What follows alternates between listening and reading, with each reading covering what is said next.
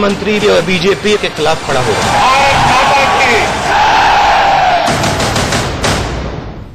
नमस्कार, मैं हूं आंचल आनंद। टुनाइट एट 9 में आपका बहुत बहुत स्वागत है। नमस्कार, मैं हूं सुशांत सिन्हा। चुनावी साल में कुर्सी का किस्सा दिलचस्प होता जा रहा है। जनता की हर बात को 2019 के जनादेश की झांकी के तौर पर देखा और दिखाया जा रहा है। चुनावी अखाड़े में उतरने से पहले सभी दलों के दिग्गज किन मुद्दों को वार्म कर रहे हैं और खुद को अप रखने के लिए विरोधियों को कैसे डाउन कर रहे हैं, यही समझाने के लिए हम एक बार फिर से हाजिर हैं। सबसे पहले बात महाराष्ट्र की, जहां आज 2019 का ट्रेलर सामने आया है। मराठा आंदोलन से परेशान बीजेपी के लिए एक बड़ी राहत की खबर आई है। निकाय चुनाव में बीजेपी ने डबल धमाका किया है। जलगांव नगर निगम और सांगली नगर निगम के चुनाव में बीजेपी को जबरदस्त कामयाबी मिली है। बीजेपी के लिए ये जीत इसलिए बड़ी है क्योंकि इन दोनों नगर निगमों में वो सत्ता में नहीं थी और यहां उसने अकेले दम पर परचम लहराया। 75 सीटों वाले जलगांव नगर निगम के चुनाव में बीजेपी को बहुमत से काफी ज्यादा सीटें मिली। बीजेपी ने जहां 75 सीटों पर कब्जा जमाया, वहीं शिवसेना 15 सीटें ही बचा पाई। कांग्रेस एनसीपी गठबंधन का यहां खाता भी नहीं खुल पाया, तो वहीं एमआईएम को 3 सीटें मिली हैं। सांगली नगर निगम की बात करें तो यहां की कुल 78 सीटों में से 41 सीटें जीतकर बीजेपी ने कब्जा जमाया है। वहीं कांग्रेस एनसीपी के गठबंधन को 35 सीटें मिली हैं। खास बात यह है कि सांगली में शिवसेना का खाता तक नहीं खुल पाया। वहीं अन्य के खाते में 2 सीटें गई हैं। जलगांव और सांगली में बीजेपी की जीत में से शिवसेना के साथ साथ कांग्रेस एनसीपी गठबंधन को बड़ा झटका लगा है। शिवसेना पहले ही कह चुकी है कि अगला चुनाव वो बीजेपी के साथ नहीं बल्कि अकेले लड़ेगी। अकेले निकाय चुनाव लड़ने पर जो हाल हुआ है उससे शिवसेना के होश उड़ गए हैं। बीजेपी ने तो जलगांव में शिवसेना को ही गद्दी से हटाया है, तो वहीं सांगली में कांग्रेस एनसीपी को सत्ता से धकेला है। सांगली में जिस तरह से शिवसेना का खाता नहीं खुला, उससे उद्धव ठाकरे की पार्टी भी हैरान है और परेशान भी। उधर जलगांव और सांगली नगर निगम की जीत से बीजेपी का हौसला बढ़ा है। निकाय चुनाव की जीत को भी बीजेपी बड़ा मान रही है और जमकर जश्न मना रही है। अगले साल महाराष्ट्र में विधानसभा चुनाव है, साथ ही लोकसभा चुनाव भी होने हैं। ऐसे में जीत बीजेपी के लिए उत्साह बढ़ाने वाली है। जलगांव और सांगली में जिस प्रकार से अभूतपूर्व यश भारतीय जनता पार्टी को लोगों ने दिया है, मैं सभी नागरिकों का बहुत बहुत आभार व्यक्त करता हूं। देश में आदरणीय प्रधानमंत्री मोदी जी के नेतृत्व में विकास और विश्वास की जो राजनीति शुरू हुई है, महाराष्ट्र में हर चुनाव में उसी के ऊपर लोगों ने मुहर लगाई है। और अब बात मराठा आरक्षण आंदोलन की। महाराष्ट्र में आरक्षण की मांग को लेकर एक और मराठा युवक ने जान दे दी। औरंगाबाद के चिकलथाना के रहने वाले 21 साल के उमेश इंडायत ने पंखे से फांसी लगाकर आत्महत्या कर ली। उमेश मराठा आरक्षण आंदोलन में बढ़ चढ़कर हिस्सा लिया करता था। उमेश ने खुदकुशी से पहले एक सुसाइड नोट भी लिखा, जिसमें लिखा था कि मैं मम्मी पापा से माफी मांगता हूं, मुझे उन्होंने बहुत पढ़ाया लिखाया मगर मैंने उनका सपना पूरा नहीं किया। बीएससी करने के बाद भी मुझे नौकरी नहीं मिल रही है, मैं मराठा हूं। औरंगाबाद में मराठा युवक उमेश की आत्महत्या से गुस्साए लोगों ने औरंगाबाद में सड़क पर प्रदर्शन भी किया। उमेश की मौत के साथ ही अब तक महाराष्ट्र में 7 लोगों ने आरक्षण की मांग को लेकर आत्महत्या की है। अकेले औरंगाबाद में ही 4 मराठा युवकों ने जान दी। उधर मुजफ्फरपुर कांड पर घिरी बिहार की नीतीश सरकार के दिन आजकल ठीक नहीं चल रहे। बालिका गृह में बच्चियों की यौन शोषण को लेकर सवालों से घिरी बिहार सरकार सूबे की कानून व्यवस्था को लेकर फिर से कटघरे में है। ताजा मामला जेडीयू विधायक के बेटे की संदिग्ध मौत को लेकर है, जिसकी लाश पटना के राजेंद्र नगर इलाके में नालंदा मेडिकल कॉलेज के सामने रेलवे ट्रैक पर से मिली है। रुपौली से जेडीयू विधायक बीमा भारती का बेटा दीपक बीए फर्स्ट ईयर का छात्र था और बेंगलुरु में रहकर पढ़ाई कर रहा था। इस समय वो छुट्टियों पर घर आया हुआ था। बताया जा रहा है कि दीपक बीती रात अपने 2 दोस्तों के साथ घर से निकला था। ऐसे में वो रेलवे ट्रैक तक कैसे पहुंचा, ये बड़ा सवाल बना हुआ है। 2 लोगों को डिटेन किया है पुलिस ने। एक का नाम ऋतिक है, दूसरे का नाम मृत्युंजय है। ये दोनों ही बेहद करीब माने जाते थे दीपक के और इन दोनों के ही कहने पर दीपक उनके घर गया था पार्टी मनाने के लिए। बाद में इन्होंने पुलिस को यह भी जानकारी दी है कि बीच में दीपक बाहर निकलता है कमरे से सिगरेट पीने के बहाने, और सिगरेट पीता भी है या नहीं पीता ये एक बड़ा सवाल है, लेकिन इसी बहाने वो बाहर निकलता है और उसके बाद फिर दीपक कभी वापस नहीं लौट करके आया। सुबह परिवार वालों को जानकारी मिलती कि दीपक की लाश पटरी के किनारे पड़ी हुई है और ये जानकारी इनके दोनों मित्रों ने ही परिवार वालों को दी। अभी ये साफ नहीं है कि दीपक की मौत कैसे हुई। पुलिस फिलहाल हत्या, आत्महत्या और हादसा तीनों एंगल से मामले की जांच की बात कह रही है, लेकिन इंडिया न्यूज से बातचीत में घटनास्थल का मुआयना करने वाले नीतीश सरकार के मंत्री ही इसे साफ साफ हत्या का मामला बता रहे हैं। कि हम वहां गए हैं प्लॉट पर, हम जो देखे हैं दीपक का लाश जहां पड़ा हुआ था, अगर एक्सीडेंट होता तो वहां ब्लड होती, ब्लड भी नहीं है। दीपक को यहाँ देखे हम चाकू से पूरा गोदा हुआ है, यहाँ गोदा हुआ है। दीपक के गले में सोने का चेन था, चेन नहीं है। दीपक को इस हाथ टूटा हुआ है, इसमें हाथ में तूने ये हाथ मोचार दिया है, उसके कमर में चाकू के दाग है, पैर में कटा हुआ है। तो इंटरनल इंजरीज बहुत सारे हैं, लेकिन आपको लगता है कि पोस्टमार्टम शायद इस पर कुछ रोशनी दे पाएगा? प्री मॉर्टम इंजरीज हैं या एंटी मॉर्टम इंजरीज हैं, उसके बाद शायद तस्वीर साफ हो सकती है। एकदम निश्चित रूप से पोस्टमार्टम में गया है। आप देखिए कि पोस्टमार्टम में जो आएगा निश्चित रूप से साफ हो जाएगा कि उनकी हत्या की गई है। विधायक के बेटे की मौत का गर्लफ्रेंड कनेक्शन भी सामने आ रहा है। दीपक बीती रात अपने दोस्तों के साथ पटना में पार्टी कर रहा था। दोस्तों के मुताबिक पार्टी के दौरान वो बार बार अपनी गर्लफ्रेंड का जिक्र कर रहा था। दोस्तों ने यह भी बताया कि दीपक अपनी गर्लफ्रेंड से शादी करना चाहता था, लेकिन उसके परिवार वाले शादी के लिए राजी नहीं थे। दोस्तों के मुताबिक दीपक का अपनी गर्लफ्रेंड से ब्रेकअप हुआ था, जिस वजह से वो बहुत परेशान चल रहा था। हालांकि विधायक के करीबी दीपक की मौत के इस कनेक्शन को खारिज कर रहे हैं। गांव में ही वहां इस सबका था, एक गांव में लड़का लड़की कुछ इधर मतलब चला था इसमें, लेकिन वह घटना यहाँ आकर के इस तरह का होगा ऐसा संभव नहीं हो नहीं सकता। इसलिए कि जो गांव का है, इसका घर है, उसका घर पड़ोस का है, दोनों नाबालिग था। बेटे की मौत की खबर पाकर विधायक बीमा भारती मौके पर पहुंची। बेटे की लाश देखकर वो होश आवाज खो बैठी। उनका रो रो कर बुरा हाल हो गया। बड़ी मुश्किल से लोगों ने उन्हें संभाला। रोते रोते वो बार बार अपने बेटे की हत्या किए जाने की बात कह रही थी। पार्टी के विधायक के बेटे की हत्या की खबर पाकर सीएम नीतीश कुमार सांत्वना देने बीमा भारती के घर पहुंचे। उन्होंने मामले के जल्द खुलासे का भरोसा दिलाते हुए जांच के आदेश दे दिए। वहीं बिहार में जेडीयू विधायक के बेटे की मौत ने सूबे की कानून व्यवस्था को लेकर गंभीर सवाल खड़े कर दिए हैं।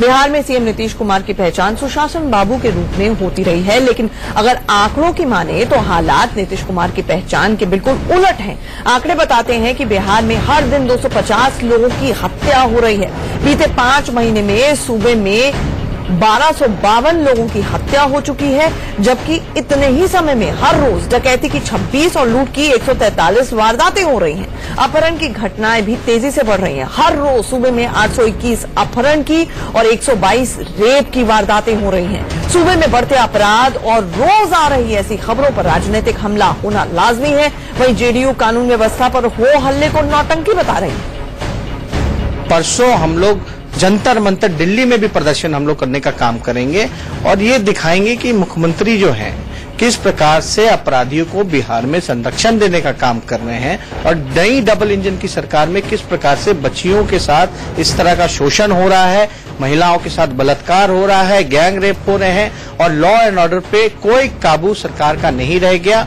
जब अपराधी लोग सत्ता में बैठे हों तो न्याय की क्या उम्मीद की जा सकती है? तो सिर्फ पॉलिटिकल माइलेज लेने के लिए नौटंकी कर रहे हैं, इसलिए उनके प्रदर्शन से कोई बेनिफिट होने वाला नहीं है। बिहार की पब्लिक जानती है, सरकार कार्रवाई कर रही है।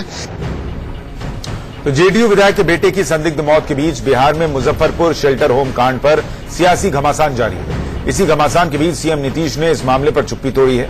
मुजफ्फरपुर के इस जघन्य कांड में आरजेडी, कांग्रेस और लेफ्ट पार्टीज ने नीतीश सरकार को घेर रखा है। नीतीश पर लगातार इस्तीफे का दबाव बनाया जा रहा है। विपक्षी दलों ने नीतीश की चुप्पी पर बार बार सवाल उठाए, जिसका नतीजा बिहार सीएम के बयान के तौर पर सामने आया। नीतीश ने पटना में एक कार्यक्रम में कहा कि वो इस घटना पर शर्मिंदा है। कई ऐसी घटनाएं घट जाती है, मुजफ्फरपुर में ऐसी घटना घट गई कि हम लोग शर्मसार इतनी तकलीफ में और आत्मग्लानि के हम लोग अब शिकार हो गए। समझ में नहीं आता है कि समाज में कैसी कैसी मानसिकता के लोग।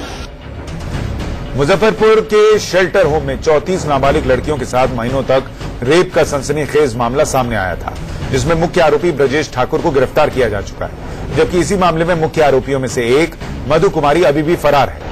सीबीआई को इस मामले की जांच सौंपी गई है। सुप्रीम कोर्ट ने इस मामले का स्वतः संज्ञान लेते हुए केंद्र और बिहार सरकार को नोटिस भेजा है, लेकिन इस सनसनीखेज घटना को लेकर सीएम नीतीश अब तक चुप थे, जिस पर विपक्ष लगातार हंगामा कर रहा था। अब नीतीश इस मामले पर खुलकर बोले हैं। पूरी ग्लानि स्तर की घृणित घटना, ये पाप किया है, पाप कर रहे हैं, तो सजा तो मिलनी चाहिए, लेकिन उसके साथ साथ हम सबों को यह भी सोचना है कि भाई सिस्टम ऐसा हो, हमारा तंत्र इस तरह से विकसित होना चाहिए, हमारी व्यवस्था ऐसी होनी चाहिए कि ऐसी घटनाएं न घटें और उसके लिए हम सबों को काम करना होगा।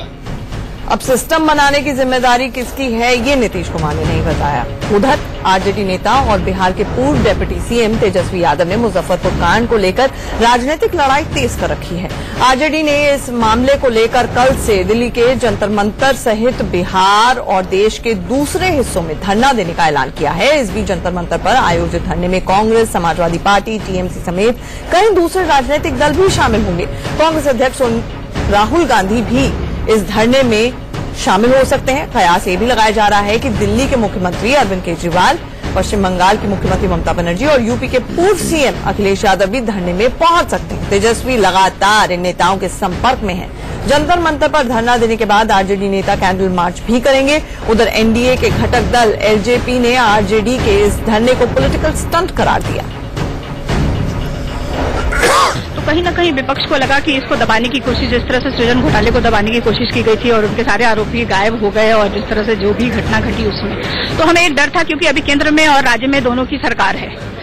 और जिस तरह से आपको पता है कि पिछले कुछ समय से सरकार इन एजेंसियों का इस्तेमाल करती आई है, चाहे वो सीबीआई हो, चाहे ईडी हो, चाहे इनकम टैक्स हो।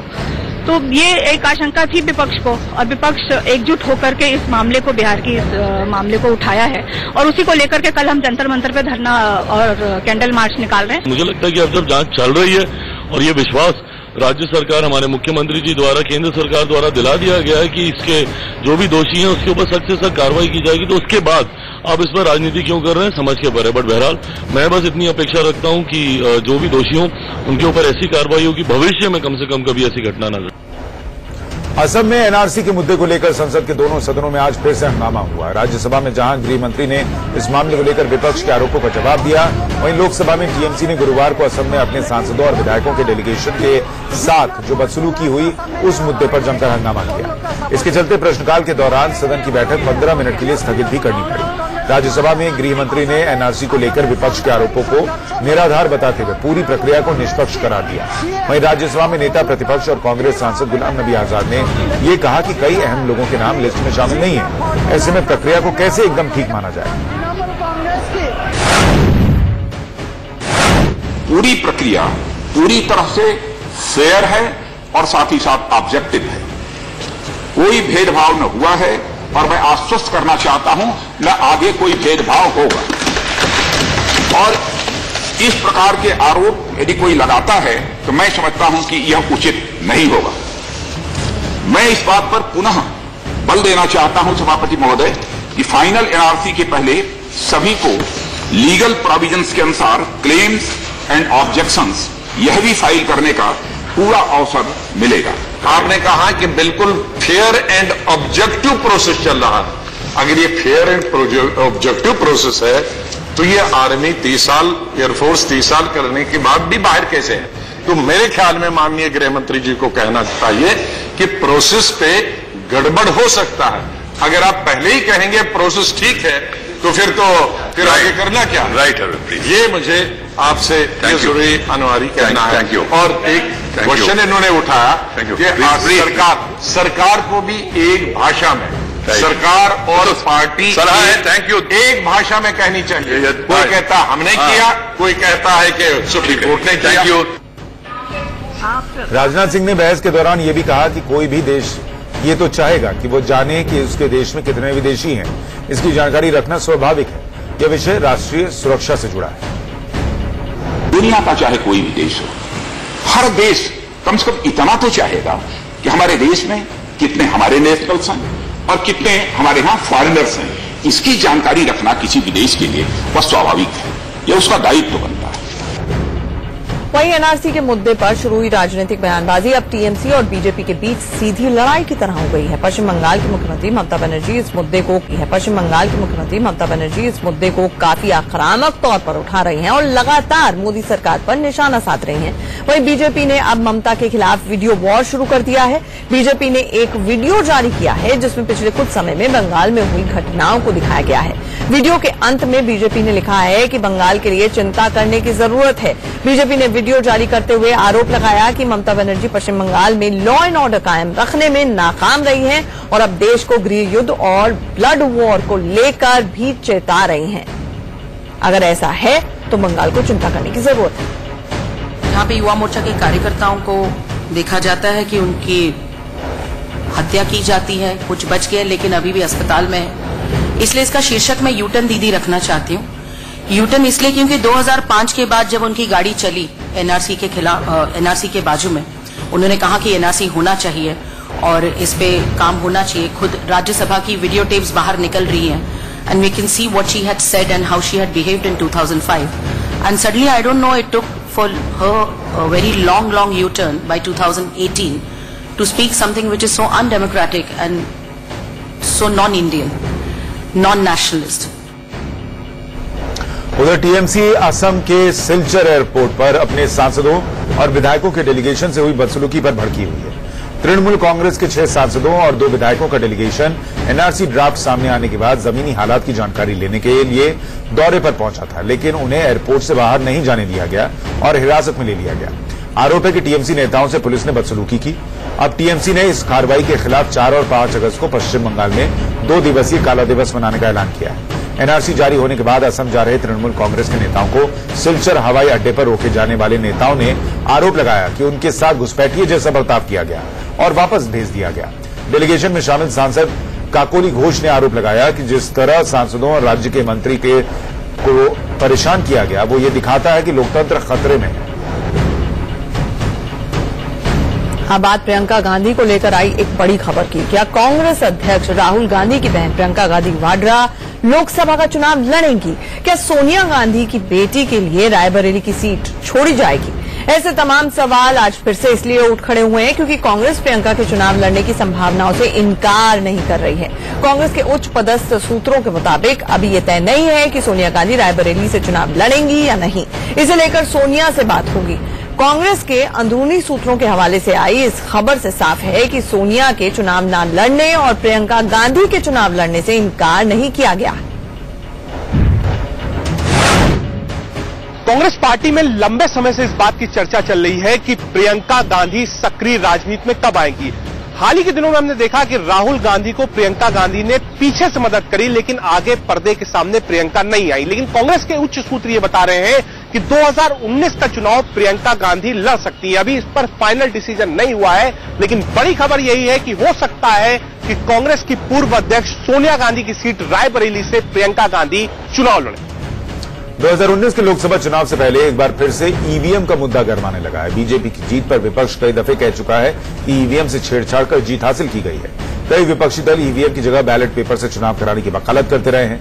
अब ऐसे 17 विपक्षी दल एकजुट होकर चुनाव आयोग से संपर्क करने वाले हैं और बैलेट पेपर से चुनाव कराने की मांग रखने वाले हैं। जो विपक्षी दल बैलेट पेपर से चुनाव कराने की मांग करने वाले हैं उनमें Congress, Trinamool Congress, Bahujan Samaj party, Samajwadi party, NCP, आम आदमी party, Janata Dal secular, YSR Congress, Telugu Desam party, CPI, CPM, राष्ट्रीय जनता दल के नाम मुख्य हैं। जहां एक तरफ विपक्षी दलों का कहना है कि बैलेट पेपर से चुनाव होने से धांधली रुकेगी, तो वहीं सरकार कह रही है कि 21वीं सदी में भी बैलेट पेपर की वकालत करना हैरानी भरी बात है।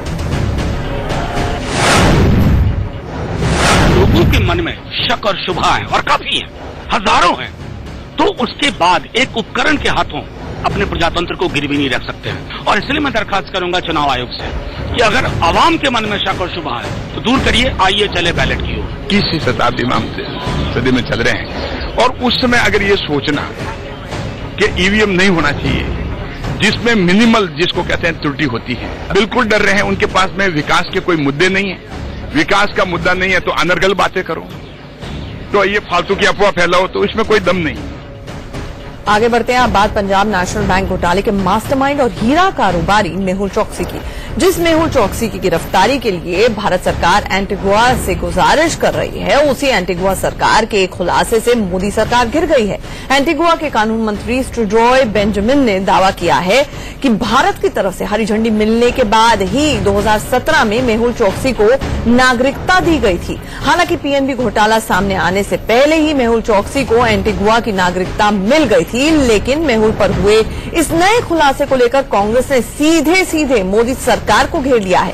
कांग्रेस का कहना यह है कि मेहुल चौकसी के दूसरे फ्रॉड के बारे में 2015 से ही सरकार को जानकारी थी, फिर भी भारतीय एजेंसियों ने मेहुल चौकसी को लेकर एंटीगुआ को क्लियरेंस दे दी। कांग्रेस ने तंज कसा है कि मोदी सरकार का नया नारा है भगोड़ों का साथ, भगोड़ों का विकास। तो उधर बीजेपी ने कहा है कि मेहुल चौकसी के कांग्रेसियों से सीधे संबंध रहे। और बात कांग्रेस पर चढ़ते भगवा रंग, इसे बीजेपी के हिंदुत्व की काट कहीं या फिर राहुल गांधी के मंदिर दर्शन का असर। अब कांग्रेस भी भगवा चाल चलने लगी है, जिसका नमूना दिखा लखनऊ के कांग्रेस दफ्तर। यूपी की राजधानी में कांग्रेस मुख्यालय में अलग से एक मीडिया हॉल है, जिसे भगवा रंग से रंग दिया गया है। कांग्रेस के प्रवक्ता इसी कमरे में बैठते हैं और कमरे की दीवारें जब भगवा रंग में रंगी नजर आई तो सवाल उठने लाजमी थे। जब सवाल उठने लगे तो कांग्रेस के भी पसीने छूटने शुरू हो गए। आनंद फानंद में कांग्रेस दफ्तर के मीडिया हॉल की दीवारों पर लीपापोती शुरू हो गई। पहले दीवार पर लगे गाढ़े भगवा रंग को छुड़ाया गया और फिर इसे नए सिरे से सफेद रंग से रंगा गया। मीडिया हॉल पहले से ही सफेद रंग में रंगा हुआ था, लेकिन जब रंग रोगन शुरू हुआ तो इसे सफेद से भगवा किया गया था और अब फिर से इसे सफेद कर दिया गया है। कलर को लेकर इस कंफ्यूजन पर जब सवाल उठाया गया तो कांग्रेस कुछ अलग ही दलील देती नजर आई। कांग्रेस का कहना है कि भगवा बीजेपी का ट्रेडमार्क नहीं है। कांग्रेस ने भगवा रंग को सनातन परंपरा से भी जोड़ दिया। हालांकि जब पूछा गया कि फिर भगवा रंग सही था तो उस पर सफेद रंग क्यों पोत दिया गया, तो कांग्रेस ने चुप्पी साध ली।